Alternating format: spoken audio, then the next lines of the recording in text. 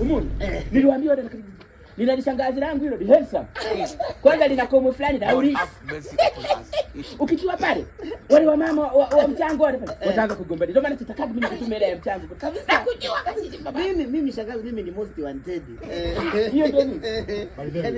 Salama jambo baba. Si ndio yule mwanajeshi aliyepauka nayo. Mwenye jumba lake ndio hajamalizia kujenga pale chini. Sasa yuko wapi tena? Wewe muone hata nani. Mimi najiuliza, hivi wanalipwa huko jeshi ni hawalipwi? Huko Mgamboni huko kwenye kambi yao hawalipwi? Wewe wacha kutoa mjeshi mzima kiatu kimepauka vile utadhani sijui nini. Nani ya chini? Umeshangaa kana kasuruali kamepauka utadhani sio mjeda baba. Kasiri. Wewe ambaye unajua mambo wewe kijana hawalipwi. Sijui sasa hapo ndio sielewi sasa ndio. Sasa kwa nini mtu mzima apauka vipi?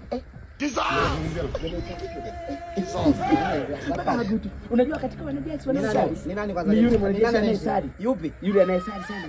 Yupi wa dini? Aliyetupita hapa? Yule mtu wa dini. Ameendaje haraka haraka amerudi huko leo. Hatuonyeshe ngoja bwana. Nakwambia mtu wa dini wewe leo. Pauka kwa sababu ya kuwatumikia wenyewe halafu. Nimesema ni mtu wa dini baba.